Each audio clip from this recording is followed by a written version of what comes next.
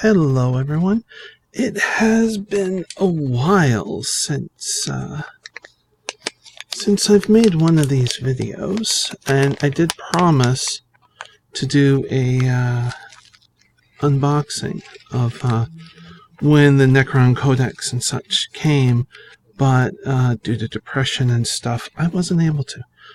This is tea from David's Teas. I'm out of practice. David's tea. This is Bai Hao Yin Zen. It's a white tea. And I got some hot water here. Not boiling. So I can actually stick my finger in it. It won't hurt. Well, while that is steeping, we can talk about what I have been up to, and to cover the Necron Codex a little bit, because I really haven't read it, and the sushi. Alright, sushi, what are you doing?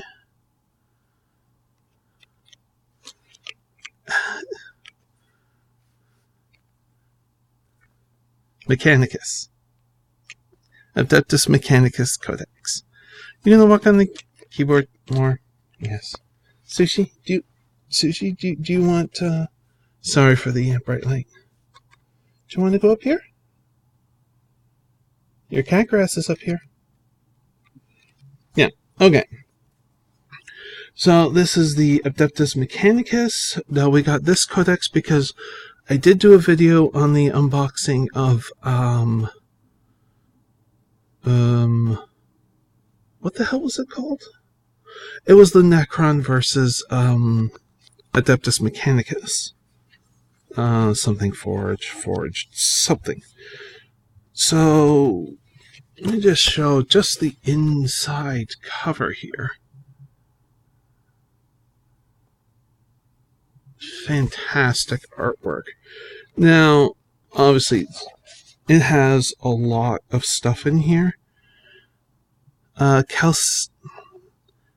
Castellan robots. Straight up robots. Now, I love the look of these because these are the very, early Pulp Fiction 40s sci-fi type stuff. And that is just really, really, really cool. Trying to find... oh, it also has knights in here. The giant walker things. Oops, sorry, hit the microphone. Like I said, I haven't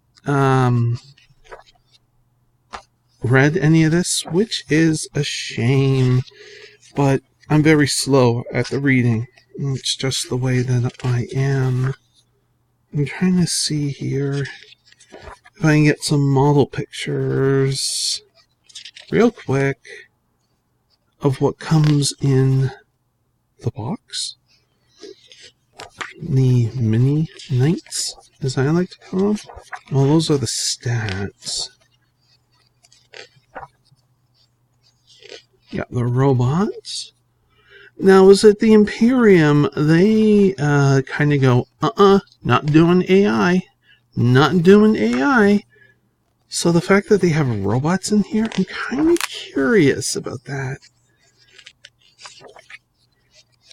No.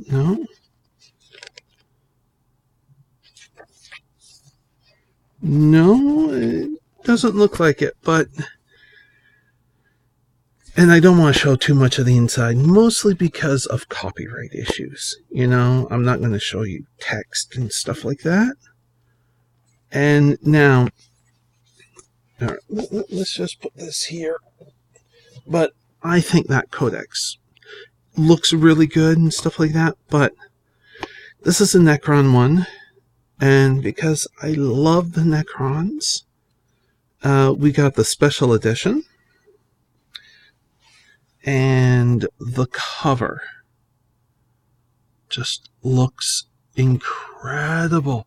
Like, you just have the symbol, oops, wrong finger, down here for Necron, but there's no text on the cover. And it is wraparound art. Just ever so slightly. And let's see. On the spine, it does have text. It's shiny.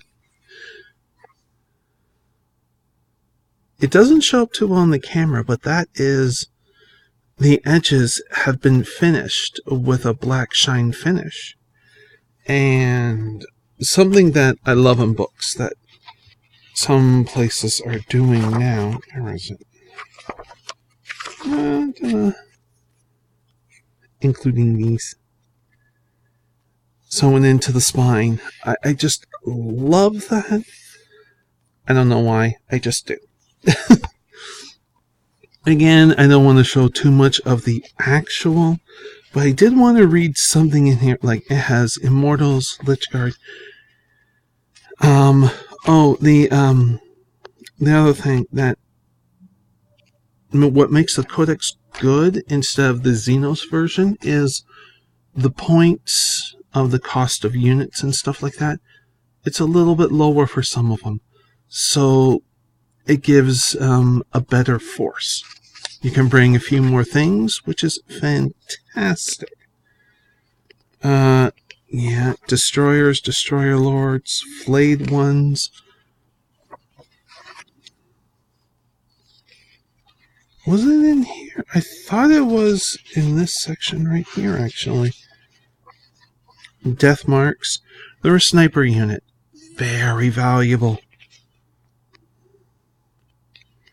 No, it's a comment about destroyer lords or destroyers by the Silent King, who has returned from self-imposed exile from outside the galaxy. The last command that he gave using the protocols which allowed him to control the Necrons, the entire Necron race, after they were biotransferred into these bodies, was to sleep for 60 million years. And then he left the galaxy. Didn't say why. I find that very, very interesting. Another was I was looking at some things, and in terms of strategy-wise, Ghost Arcs are really good with warriors. The base unit. I'm trying to see if there's a comment anywhere. I know I read it. I just don't know where I read it. Which always makes it hard. Here it is. I found it. But the Ghost Arcs, what's really good is you have the reanimation protocols, which gives you a certain percentage at the end of the turn. I forget the exact time layout. You can roll for reanimation protocols of the unit of warriors. And then you can use a second roll if that unit or any units are within range of the Ghost Arc to have a second try at it to get more units back. The number of units cannot exceed the starting amount. So if they were transported, if the warriors were transported by a Ghost Arc, maximum number is 10. So if you have, one gets taken out, you can't get enough successes where you'll have 12 or 13 or something. Doesn't work that way, but having 2 chances at bringing them back. And on top of that, the basic weapon system on the Ghost Arc isn't that bad. I mean, it's pretty good as anti-infantry. So you can create a pretty decent wall to slow down the enemy using a combination of the Ghost Arc and using that as a transport to bring in warriors. I thought it was pretty good. So anyways, Sesarek, last of the Silent Kings. The destroyers? They are weapons, nothing more, and should be expended as such. They are Necron in form only, and have been reborn to madness deeper than any to which I have borne witness. While I hold nothing but admiration for their drive and efficiency, I can present no logic adequate to justify their ultimate goal. A warrior's proper function is to fight for a profound objective, to leave behind works or deeds greater than himself. Given free rein, the destroyers would leave behind nothing, not life, nor art, nor glory. Only dust would remain. I am a soulless machine, yet I feel pity for their victims. And I just think that's just a really, really awesome excerpt from The Silent King describing the destroyers. In previous editions, they had, there was something like a preferred enemy, and that's kind of where you'd get a bonus if it matches up. Preferred enemy. All living beings. That was the destroyers. Destroyers, heavy destroyers, and destroyer lords, I believe, also had that. Now, here they have a gauze cannon, range 24, heavy 3, strength 6, AP -3, and does D3 damage. Okay, here it is. The new version of Hated Enemy for the destroyers. Hardwired Hatred. You can re-roll hit rolls of 1 for this unit. So, you roll a 1, you got a second chance at it. And that's for a destroyer or heavy destroyer. And that's just nasty ability. So, yes, that is...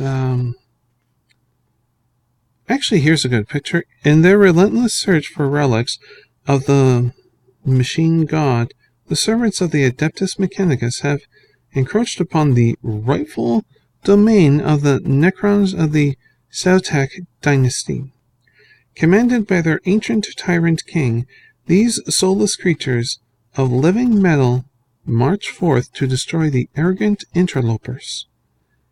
Unleash hails of flesh-rendering gauze energy and storms of baleful lightning. And I love this. Hopefully this will come out. Let's see here. And so, Necron Special Edition. Super, super happy to have it. I'm just going to put that down here. Now, what else have I been doing since the depression was getting to me where I couldn't make these kinds of videos? I have been working on some figures. My husband has the miniature game for Batman, and he picked up the box Suicide Squad. There was something like 18 or 20 models in that one, all metal. So I was cleaning all the pieces and stuff, and he wants to put it together, but that took some time. It's 18 freaking pieces, you know?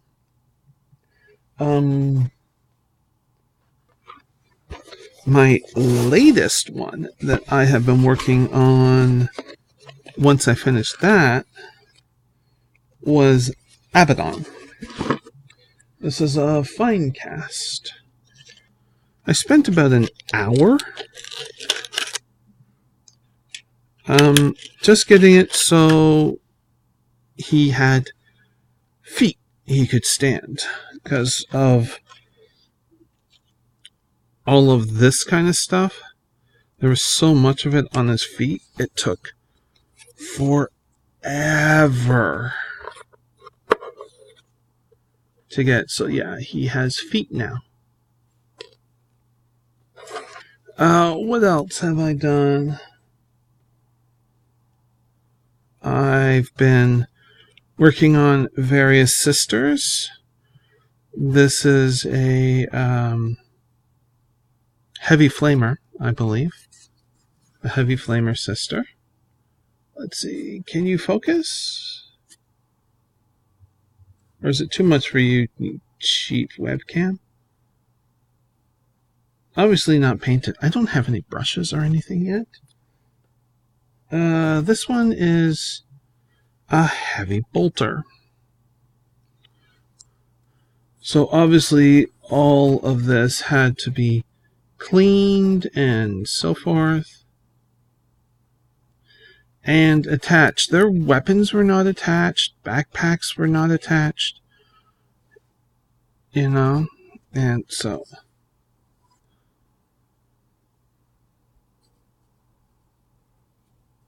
Back it up, back it up. There we go. You can see a little bit better. There. Sister of Battle. Just a regular flamer unit.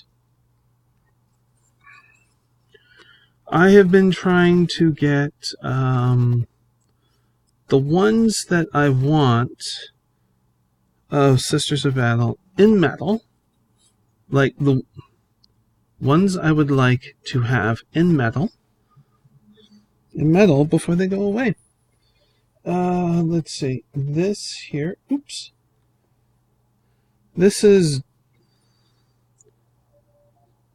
a character from Necromunda. Donna the Mad. Some pretty funky hair. It looks like she is holding a plasma gun and a chainsword.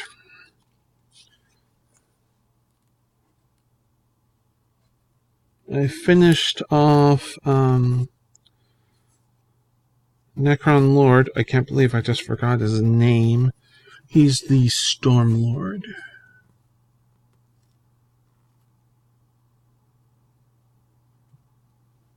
Whoops. Very difficult work to do. Again, this is fine cast. And what I was finding with the fine cast is, especially if it's an older one, I wasn't cleaning them. I was actually having to sculpt what was intended because they were so bad. Which made it incredibly hard. This is one of two. I'm not too sure where the other one went. Maybe it fell. Oh, no, I see it. So I'll grab that one. Back up. Of the Cult of Assassins, which are sometimes recruited by the Sisters of Battle. My limited understanding of the Cult of Assassins is that in some places, hive worlds, you're more likely to come across.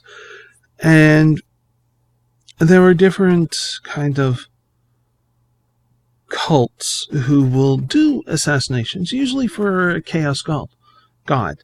But the Cult of Assassins is more of a cult that will hunt down mutants and heretics and Xenos if they somehow get in and stuff like that, all in the name of the Emperor, who they believe is the God Emperor. And they will do it's almost ritual assassinations where they can only kill with using a sword. And they are tolerated because they hunt mutants, heretics, and so forth, you know. And some of them are recruited for joining into the Sisters of Battle or being used by the Sisters of Battle in their roles of assassins. They may be a part of the Sassatorum, but I don't think so. The Inquisition may recruit some of them for their purposes. So, yeah. And recruit, it's often more like, come join us or die. That's kind of the thing. And this is the other one. It's almost like a running pose.